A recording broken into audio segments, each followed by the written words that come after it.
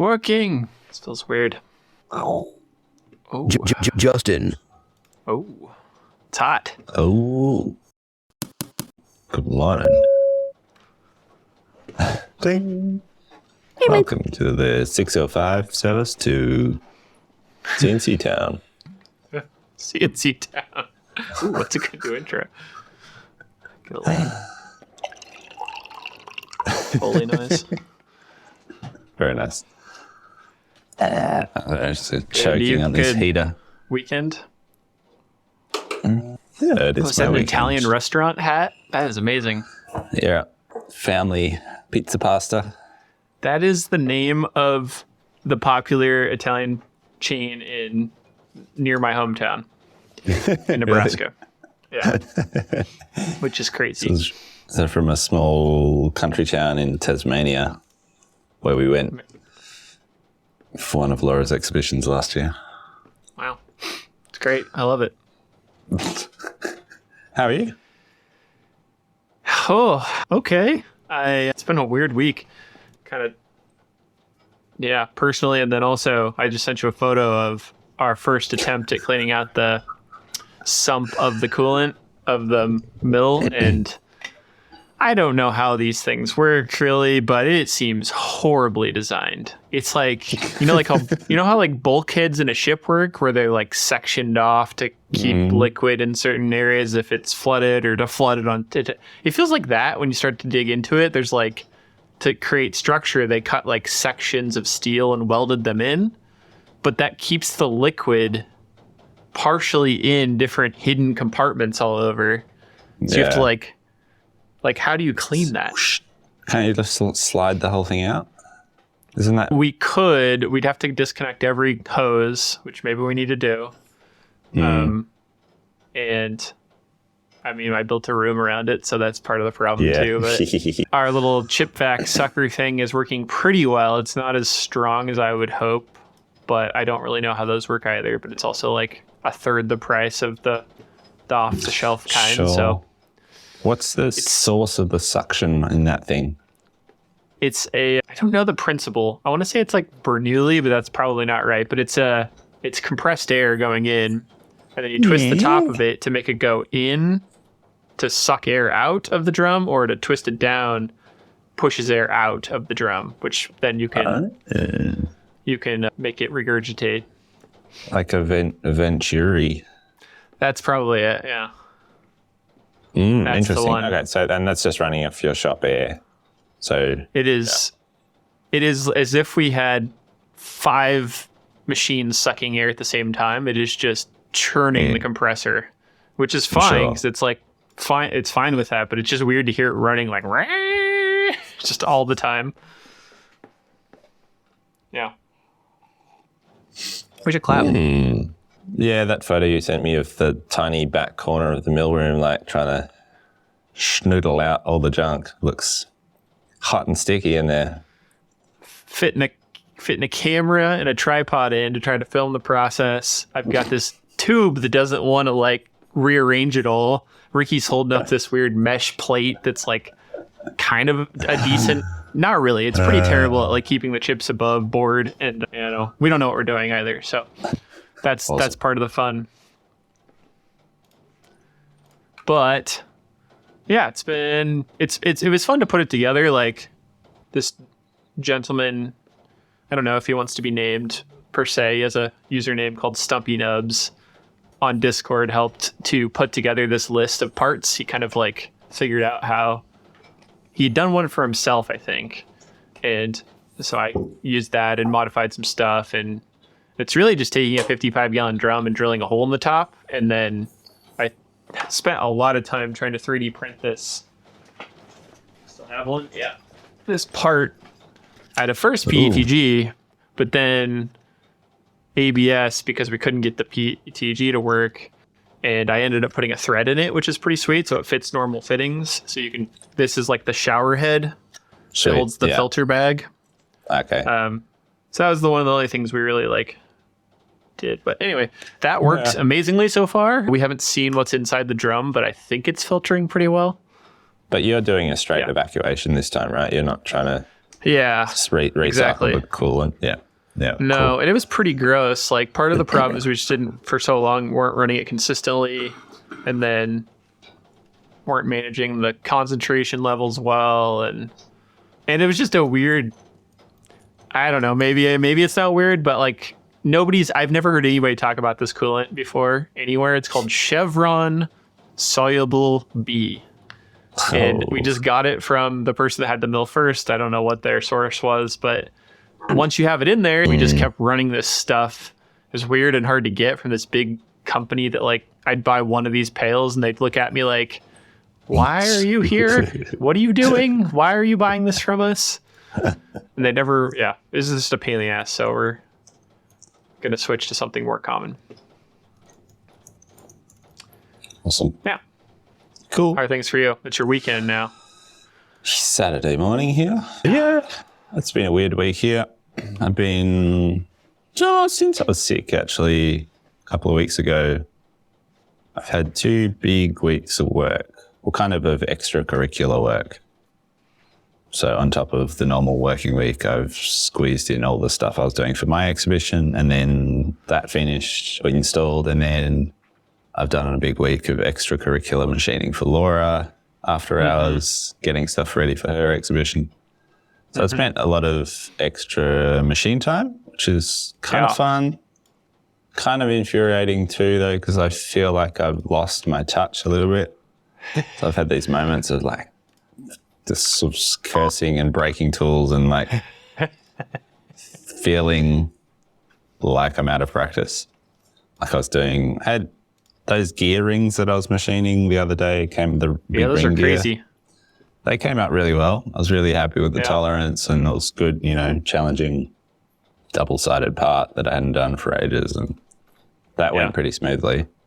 But it was slow. Like I was using, like 3D adaptive strategies and stuff that I don't usually use, which was fine. It was good and got good results.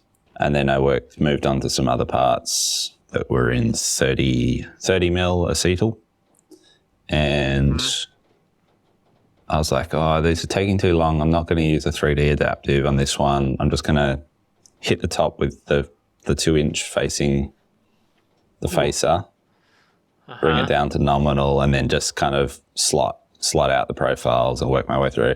And I hit this like bit of stock with the facing cutter, and the whole thing just went and just like pancaked off the table. And I didn't realize it had pancaked until I'd cut a lot of the rebates. And so all the depths were out. It was a mess. And I was just like cursing, kicking cardboard boxes across the workshop. Yeah. That's not cheap. It was late. I was tired. And anyway. So yeah, mixed bag there. And then finished off the week by getting taken out by a kangaroo again. But in the car this time. And the car got towed, and I think it will be repaired, but that remains to be seen. And I don't know if I want to ask about the kangaroo. The poor kangaroo died on the scene. Yeah, I bet. Yeah. Not a fun time. Yeah, I mean, you see dead kangaroos on the side of the road a lot. So yeah, I'd say it is common. It's amazing that I've never had an incident with a kangaroo in a car. It was almost exactly a year ago when that wallaby took me out on the bike. But wow. Yeah, it's not a fun time. And like, do you have wildlife risks on roads there? We have the common thing is deer here. Deer, yeah.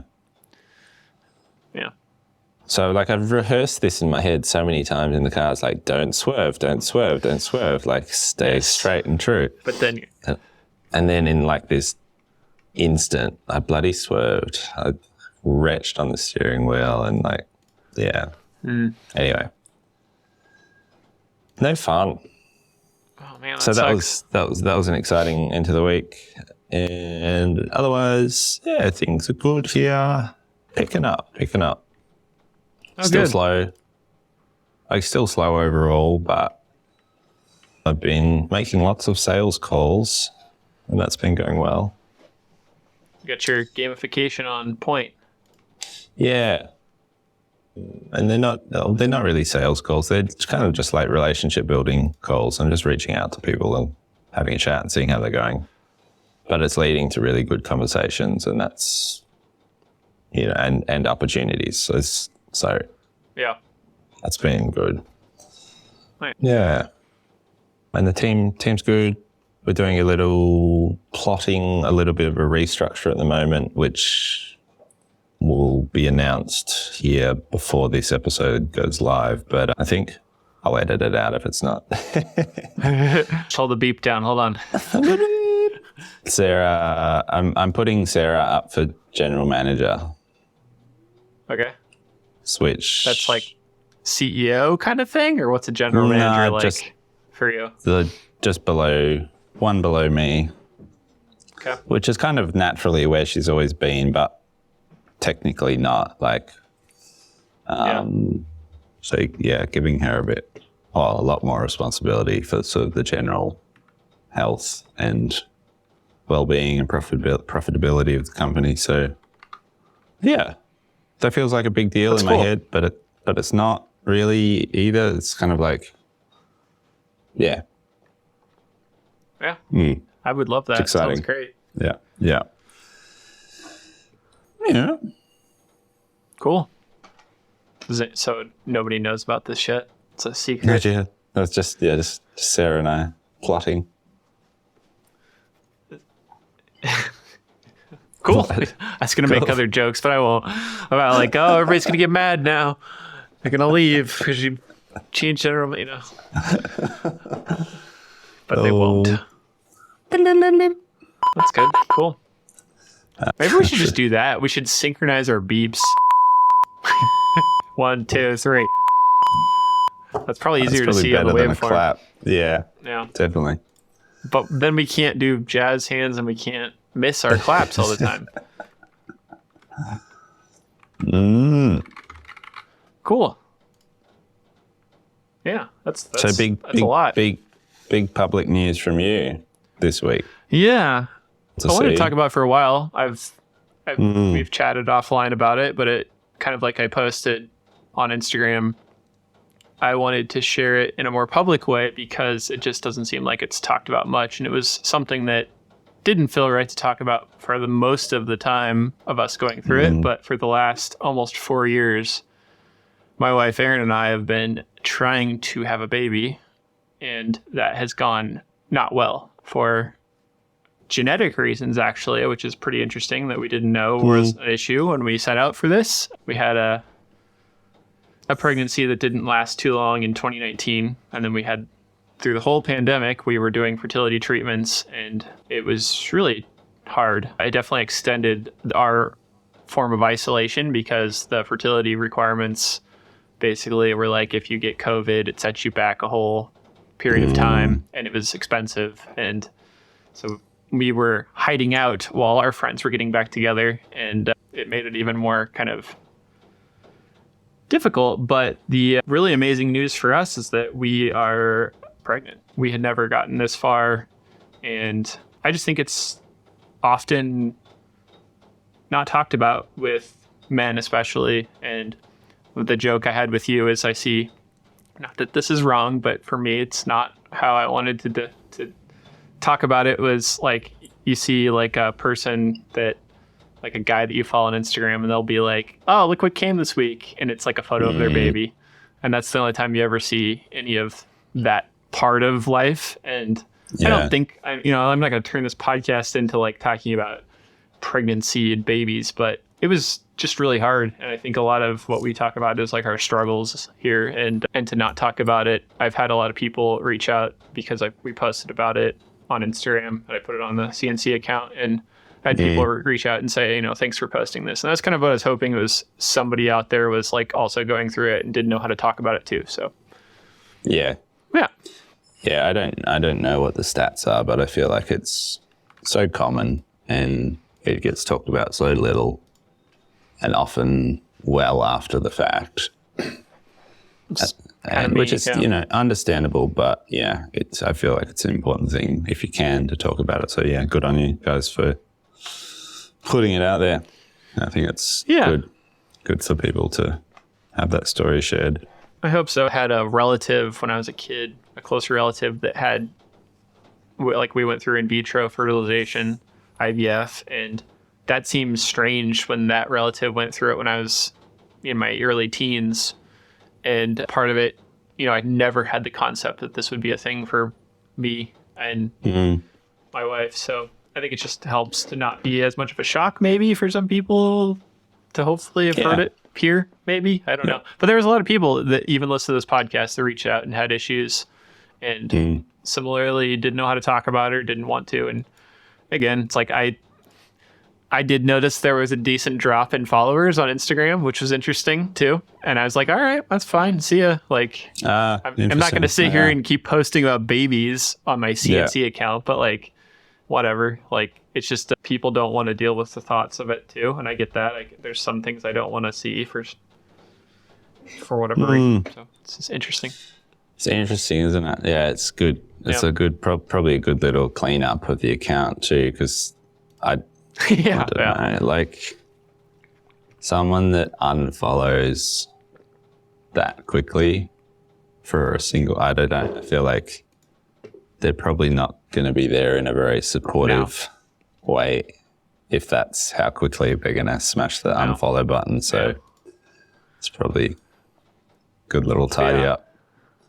Well, interestingly enough, not one negative comment so far anywhere. So that's also shocking because I've made videos about forklifts that have caused way more drama. Actually, I've seen that be a common thread. Like, there's another CNC shop that has some CNC videos, and it's like people are really about their like certification and like proper driving techniques and stuff. And it's like a hot thing for people to comment on. Like, what was that joke? I'm a certified forklift operator. None of these people realize they're in the presence of a certified forklift driver. Yeah, I'm surprised I didn't cut flack for... I'm wary of posting anything, wary of posting anything about the forklift. Like, and I'm surprised I didn't cut flack for when I was using it as a printing press or... That's not how you use it. That's what it's for. Have to say forklifts anymore. Just not say the whole thing. No, that's right. Yeah. Yeah, nah, good on you. It's good. Thanks. Good. Yeah, I think that's probably glossing over it a little bit, but I'm not going to sit here and you don't just go through it. But it was really challenging, and it's interesting to be at this point when it seems like the percentages are really in our favor that it will succeed as a pregnancy into a real human in the world, and it's so much easier to talk about it at this point than 3 months ago, right? When it felt dire and like I may never have, a child. So yeah, it's way easier to talk about now. Yeah, great. Good. Good. Exciting. Yeah. Exciting. Speaking of the future, I've just finished a book which I would recommend to anyone who's interested or involved in AI tools and technology or interested in the future, really. It's called The Future is Faster Than You Think by a conglomeration of authors, which Peter Diamandis, I think, is the main one. Anyway, it was recommended to me by my business coach because I was having a bit of a, oh my God, the world is, and what are we going to do moment. And he was like, Jem, I think you need to read this book. It's like, and it is, it's a much more optimistic take on the effect of converging technology and exponential growth in technology. And I just finished it yesterday, and yeah, I recommend it. It's good. And just sort of it's not glossing over stuff, I don't think. It sort of talks about the challenges as well of what all these converging technologies the challenges around that, but it's sort of, it's just a much more optimistic and positive take on what could happen. So yeah, it's a good one. Yeah, that sounds bringing children into this world is it's an interesting time to be doing it. Well, and also with advanced technology to do it in that way. Indeed. So I guess I have to be pro that at this point. Yeah. That sounds interesting. I'd read that. Yeah, it's good. Book club. Book club. Parts Department Book Club. I'll put the link in the show notes. Yeah, sounds good. So we got all of our ATC pedestals shipped last week. Congratulations. Amazing. Felt really nice. We've had some people installing them. The last to kind of finish up and go out were the drop-in Chop Saber version, where you didn't need to modify your machine. And that took some... I don't think we've had anybody finish installing those, so I have a little agita about that going smoothly still. But what's been great is the version we started with, which was, we call it the modular version, which is, they're all kind of the same components. You just trade out the base plate in the version that goes for the Chop Sabers, so it's easier to mount.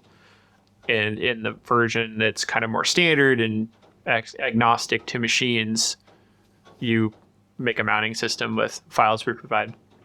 Yeah. And we've had people go through those with, we had a couple people kind of help us through some steps in the beginning, revise some of my, not quite perfect, well, they weren't perfect, but not quite finished, I guess, instructions. And so we got those nailed down and had a couple of people like with no questions at all. And which is great. Like that feels amazing. Like, I almost, it was anxious making when they all went out and I kind of forgot about it for a few days, like dealing with other stuff. And then I'd have somebody go, oh, look, it's done. And I was like, whoa, what? I didn't have to help.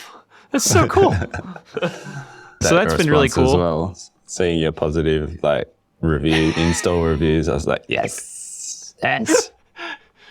Yeah, they've been going well. So it's been nice to be able to think past it now. And I've not really touched like the product pages for those in Shopify or like done any marketing.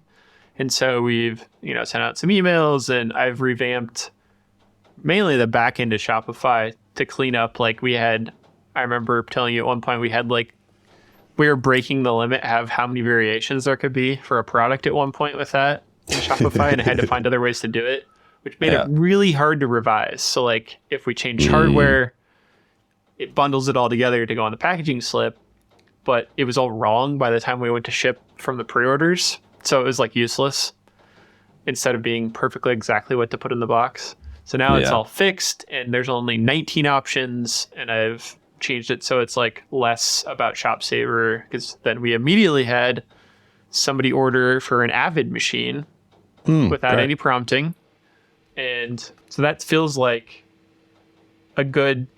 It just went out yesterday. So that feels amazing that like there's a new step towards people using it in a different machine market. And cool. Fantastic. Ooh, exciting, man. Feels weird to be past it a little bit. What's next? I'm going to retire. Yeah, great. Good. Yeah. I'm tired. No, the Laguna Dust Boot version is all but ready. I need to revamp the kind of marketing, confirm with the people that have been testing it. There's nothing new to be concerned about.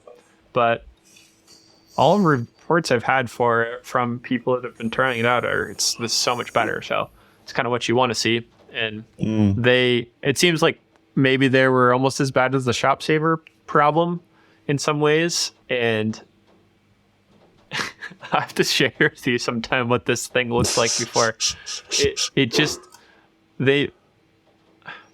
I don't think the person that designed this is ever going to hear it, but it is just a terrible design. Like in terms of, I joke, it looks like somebody with a sheet metal bending machine, just like, they're like, hey, make us a dust boot. And it's like boxy, sharp edged corners and just like a port smashed onto it that's undersized, and the brush is super short, so it never ever touched, so it wouldn't connect. And so anyway, like just by improving two things in that fashion, it basically makes a huge difference. So great. if you have a Laguna CNC router, we might have a version for you this Sweet. month. Good. Oh, I know. I was going to ask you. How's your product development going? It's okay.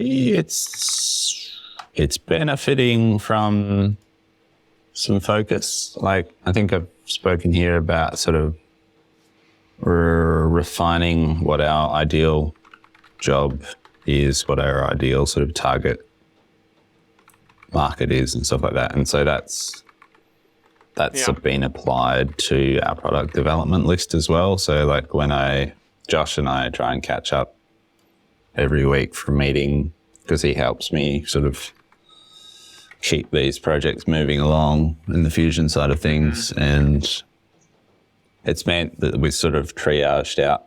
It's just given us some clarity over the product development list of like, cool, that's related to our target ideal job, and that's not. So just shuffle the list around of, cool, let's focus on these things. Sure.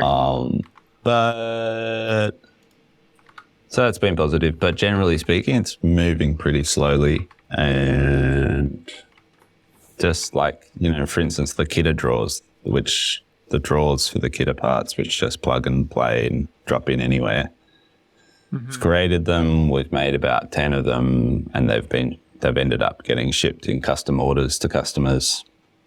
And it's just, again, it's like stalled at the website publishing stage. So waiting for a photo, waiting for final specs, just so it can be uploaded to the website. So that's frustrating, but just feels really slow because of those little publishing factors. But there's some good stuff coming through. It's just, it's all much slower moving than I'd like, I suppose. But yeah. Has the advertising started to convert? Look, it's looking positive. Yeah. It hasn't been like this instant windfall by any means. But things are looking up. So last 7 days, I don't know, still pretty lumpy. No, like traffic has crept up. But I think, consumer sentiment's still pretty down, and people are hanging on to their money at the moment, which is fair enough. So, it's tricky. Yeah. Right. Yeah. Mm-hmm. Yeah. Are we reaching more people? Like I can see, I've been experimenting with these boosted posts and sort of choosing high engagement posts on Instagram and putting a little bit of money behind them. And I've sort of quadrupled our traffic, I reckon, in the last trailing 30 days. So that feels good. So we're getting in front of more eyeballs, and we're connecting with more people, and so I think headed in the right direction, but sales are still really lumpy. Yeah. I think I used to just do the boosted post thing like primarily and not have actual, let's say, campaigns. Like when you actually go into Facebook and like set up a thing, it's just way easier. It's like, oh, this one, tap a few things on your phone and it's doing it. And we would get a lot of engagement. I can't remember ever a time in quite a few years where that converted that I was aware of. Because I'd always put like a tag in it that I could tell where the traffic actually started from. And nice. To be fair, it's like, it's pretty weird that somebody in the CNC days anyway, back in NAC days, it was much more, a calendar is not something you think too hard about to buy. But, if you're upgrading a machine, it's a little bit different. So in either circumstance, I can't remember, like, maybe some calendars, but there's something about it. We've had that discussion, right? It's like where you're searching and how you're thinking about it. And I think your products fall into that too, where they're more considered, like it changes somebody's house or business or whatever it is. And it's like, you may save it and it's hard to connect how effective that advertising was because they purchased it 3 months later, Yeah. you know? And we have stuff like that too. I just started marketing some more of the pedestal stuff, getting a decent amount of traffic off of a post that I boosted. And it's like, I didn't expect it to convert. Maybe if somebody had seen it for months and they were already thinking about it, but like to sit down, you're not going to probably do it off your phone, first of all. Like I probably wouldn't buy that kind of thing on my phone real quick. Yeah, exactly. Yeah. Yeah. Mm-hmm. Yeah, I would have thought for your stuff. Do you do any Google ads for the CNC products? We started, I started doing that kind of a while ago. Last summer, I think. And then I've just recently kind of changed some things and added some more because I was like selectively choosing which products to advertise. So that's actually done pretty well, surprisingly. I think my gut feeling is it's people that already know about us and want to find our thing from an ad or like something else, but I guess it helps them find it faster. Yeah, I feel like that's an obvious spot in terms of, those sorts of products going to be coming from some sort of research of like, I need a better solution for this thing. What exists in this space? Like, it makes sense for that to come from search. I think it would be great. I wish that's what my true desire. Like, of course, I want people that are aware of us to buy things too, but that seems hard. It's a harder climb to get the organic search convinced purchase, right? Like your website works that well that it's convinced somebody that lands the first time or second time that they should buy from you without knowing of you. So I don't know how common that is. Yeah, so I mean, we're probably falling into a GPT corner here, but I'll match it. Old tea, I think. Tea. Huh. You can do whatever you want with the balloon. And now, this week in ChatGPT. Keep mashing those buttons. Gotta play them all. We've talked about search engine optimization, but the future of search optimization within these AI tools.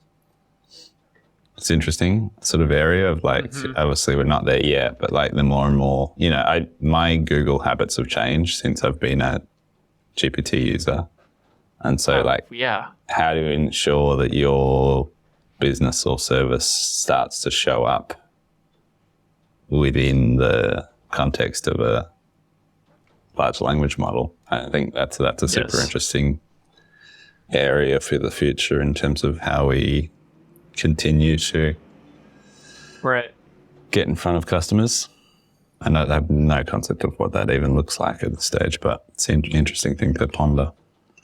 The one thing I think I've heard people talk about, because it is almost certainly going to change, but like, for example, Google's entire 70% of its business is based on that this works. So you would assume they're going to try really hard to keep some measure of it still working and try to guide things. But I mean, it's like, I guess nobody really thought Bing was going to take over the world. It was kind of just like, oh, you got a fun new shiny toy we can play with. And then as soon as other people had it, it was like, what's Bing again? But like, one thing I heard, which I like the idea of, is that good SEO attempts to be high ranking in search results have almost always worked well if like you've done well if you've just been honest. You're not trying to game the system. Like you're genuinely trying to provide something to somebody, either a solution or a product, and they've rewarded that usually. Because then that gets backlinked and all that crap, right? Like, so that makes me feel all right, because it's like I'm not trying to like add a bunch of keywords into some hidden field like used to be the old days that you could do that kind of crap. And so I would assume it's still going to be the same thing, but maybe the worst case out of that would be it gets shown inside of GPT and you never have to go to that site. But like when GPT shows me a browsed web page, it will usually have a link, so you can still follow it. You just don't maybe end up on the site yourself all the time. I don't know. Yeah, I guess those tools will get more and more connected to GPT-4 is only just connected to web browsing now, but that'll be more and more interconnected, I suppose, and interlinked. Yeah. Yeah. I mean, Bing had early examples. They seem to be leading that too, where like inside of that thing, it would show you when you're chatting with it, it would show you images and more actual linked objects and like enriched kind of views so that it felt more like you were doing a search with a chat function, which I think is probably likely to happen. Like I think Bard would probably do something like that too, right? Like they don't want to take you out of that context. So yeah, for sure. Yeah. So I was going to ask you about this. I noticed something changed on your Instagram account. Oh yes, it did. It did. I got the blue. I bought the blue tick. You've been knighted? I've sold out. I've purchased the blue tick for $25 a month, and that forced me to change my profile pic. My flattened face profile pic that I've been so stubborn about not changing for years and years and years. They've required that? They required it because it had to match my passport ID for verification. Oh. And I tried. I was like, yeah, that's a front-on photo. Let's see if it matches. Go. I always take my photos like this. The bot pinged me back. I was like, no, fail. Try again. So I was like, it was about this 6:30 in the morning. I was like, I was impulsively doing it. I was like, cool, quick, snap a new photo, get it done. And so after years of resisting suggestions to change that profile picture, it just changed in a moment. And yeah, I was like, I'm on this platform. I don't really want to be here anymore, but I'm here to serve the business. So if I'm here to serve the business and I'm paying for advertising and doing all those things, then why not pay for a bloody tick that apparently will improve my reach and visibility on the platform? That's what I'm curious about. What's your reasoning for it? To get in front of more people. Yeah. It's not. Yeah. Is it? I suspect this is only a trial in Australia at the moment. Have you been offered the blue tick? No, they've tried a few times. They've tried, I have resisted Yeah. wanting to pay them for it, honestly. Yeah. It feels real. But real I'm seeing more people do it. Yeah. And that was what prompted me, actually. It was another, like, a peer furniture maker popped up. And I was like, oh, you got the blue tick? He was like, yeah. My wife turned it on for me. She does some of my marketing stuff. Blah, blah, blah. I was like, yeah, cool. Fair enough. Good on you. I do not judge you whatsoever. And so then I was thinking about it and the bloody prompt came up on my phone. I was like, yeah, maybe I should just give it a whirl. So, yeah. Have you ever seen the show Black Mirror? Is that a show? No, I've watched a little bit, not a great deal. Yeah. My wife's watched all of it and I've caught some of it with her. I find it kind of campy and like, it just doesn't really totally interest me, but campy. So it's like, how do you describe that? Contrived, maybe? Like, okay, yeah. Where you're like trying really hard, but it doesn't come off natural.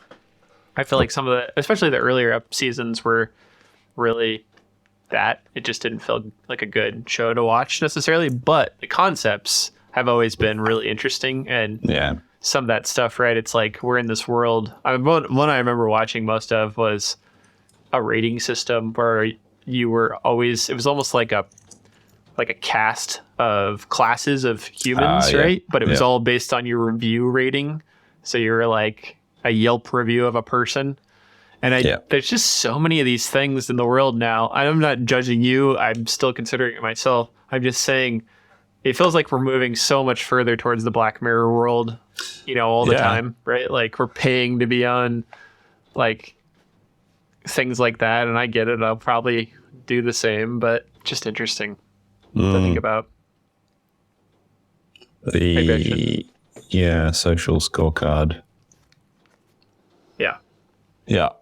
Which, I think we are moving closer towards that in many ways. Like, in the same way that we chase follow accounts and get that dopamine fix from people's engagement on social media and all. Blah, blah, blah. No. Can Try you not hear to think that about it too sucking much. noise other than the compressor? Nah. Did you hear it start? That's probably good. That's the. It's just. It sounds like going to the dentist. You know, when the suction's on, it sounds like that right now. Other than the compressor, it's like making that like hollow tube sucking noise. That noise. Yeah. Okay. Schnozzle.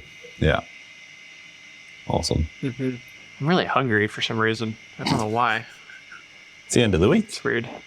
Snack time. Right.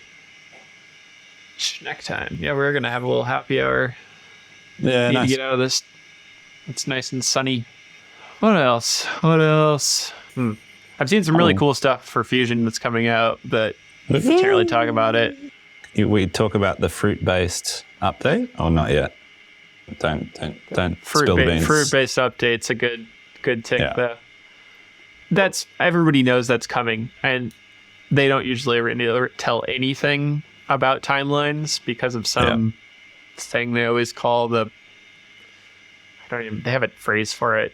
We're talking about Fusion 360, but yeah, there's finally going to be relatively soon Apple Silicon full support. So like if you have an M1, M2 machine, it will properly work like it should instead of like destroying your computer, which so excited. It's to be known whether it's going to make a big difference or not. Very like sure. I'm hoping it's way better, but who so. knows? Yeah, they just got a lot of cool. I watched kind of they do a weekly kind of meeting, and I don't make a lot of them because they're pretty early. I like watch today's, and there's a lot of cool stuff. They're constantly making changes and updating things, and it's not really much to talk about, I guess. But look, I'll comment on Fusion because I've been using it way more than usual the last couple of weeks with these things I've been working on. I've been really enjoying the new selection tools in Cam, like the new profile, silhouette, geometry, inside, outside geometry stuff. Loving it. And took me a little bit to wrap my head around it, but such a huge time saver. Awesome. Yeah. Very happy. Yeah, there's some stuff. The one in particular, if you haven't done this, it's really good for routing. I should make a short video on it. When you select like a segment, so say you have like a rectangular piece on your plywood sheet, it's the last piece and you have a remnant left on your sheet, right? And we usually like to like cut it off straight so it's easier to store and not this weird jagged edge thing. Good on you. So you select that, you go into the gear of the selection, and then you can say extend to boundary, and it goes to the edge of the sheet. Oh. And then you do a little bit like a stock to leave on like a 2D contour, right? Cut, and it just will cut the thing off straight. It's so cool. I have to check that out. Yeah. John, if you're listening, check it out. Maybe I'll try and I have a video on geometry feature selections. I don't know what it is. I'll link that too, but I'll try to make a video on the remnant cutoff. I don't know where you have the time to make these videos. It's amazing. That kind of video is super easy, but I think I just do it for myself. It's like you getting to like do some machining. It's like I get like 500 views on some of them, and it's just like, well, that scratched my itch for a month. Yes, the roulette table of YouTube. Right. Yeah. Hilarious. I've been posting shorts daily, like just repurposing Instagram. Instagram is my primary, and then I dump them out to TikTok and YouTube as well. And it goes from 2,500 on YouTube one day to 11 the next day. It's hilarious. Yes. Yeah. Top videos are mostly all. I have like one video from 2019 that's always done well and has 105 views over 48 hours, but the rest are shorts basically. And then Mac videos for Fusion and like Mac videos for Rhino always have done well. Like just weird to me of like, I guess it has a bigger Venn diagram or something. Absolutely. Yeah. Cool. Yeah. Go have some snacks. I need a snack. Need some snacks. Snack of gross coolant stuff.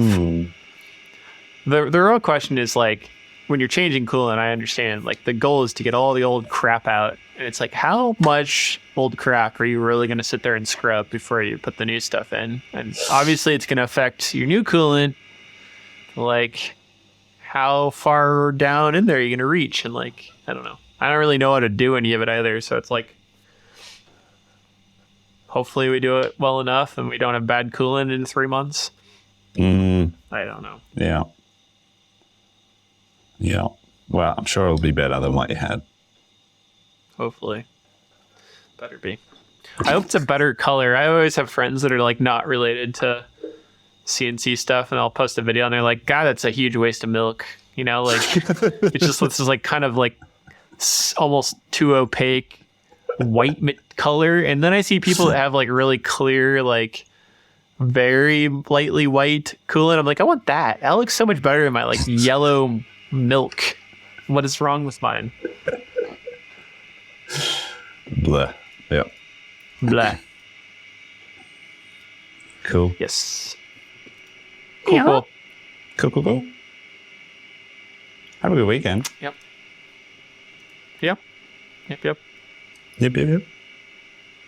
See you later. Bye. Bye. Double time. Thank you for flying with Parts Department. Have a beautiful day.